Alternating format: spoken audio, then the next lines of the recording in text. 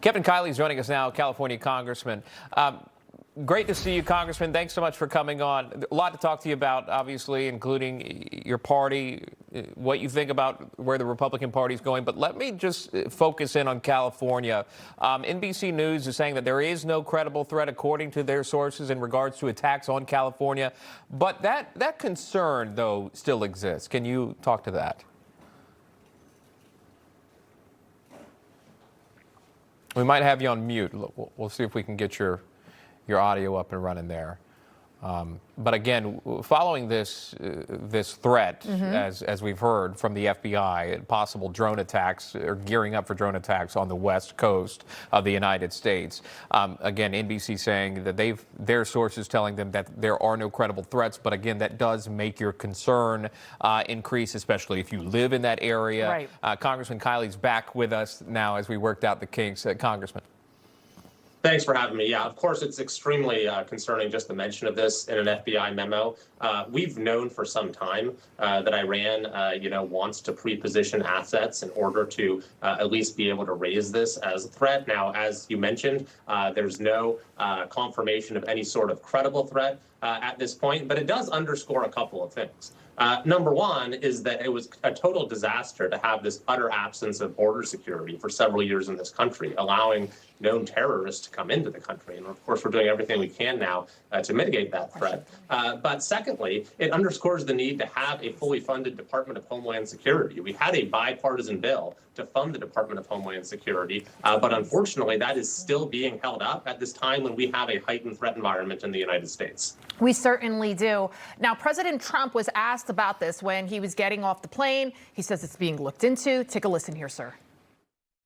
President Trump, what have you heard about this bulletin that some law enforcement put out about a possible Iran revenge plot in California, where there would be some kind of a boat offshore launching drones towards the... It's being investigated, but you have a lot of things happening, and all we can do is take them as they come.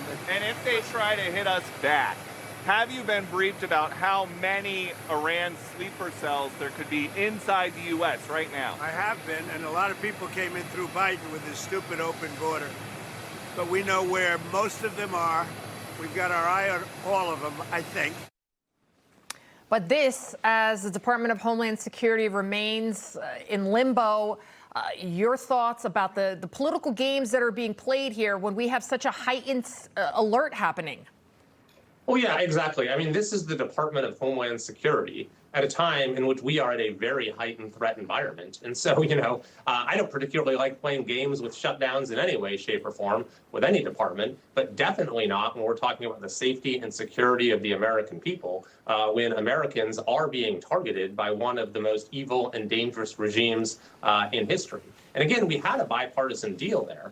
We had bipartisan support for the Department of Homeland Security funding bill in the House, but then it's been held up in the Senate. So both sides just need to come together, figure out what needs to be done to give a little on each side, whatever the remaining issues are, and put politics aside and put the safety of the American people first. You talk about both sides needing to come together, but there seems to be multiple sides now. You're switching to run as an independent.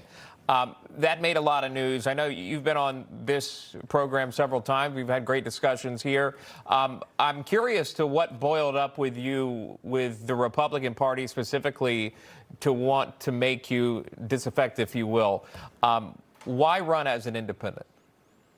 Well, in California, Gavin Newsom has attacked our democracy by overthrowing the independent redistricting commission that we had and bringing us back to the era of partisan gerrymandering, where he's saying that partisanship is going to be elevated above all else in terms of how we draw our district lines.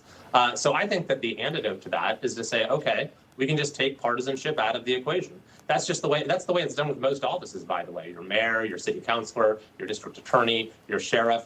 These are nonpartisan offices in most cases. And so that's what it means for me to be running under no party preference. And frankly, I think this gerrymandering war that has taken place across the country is a terrible thing for democracy. So I see this as a way to protect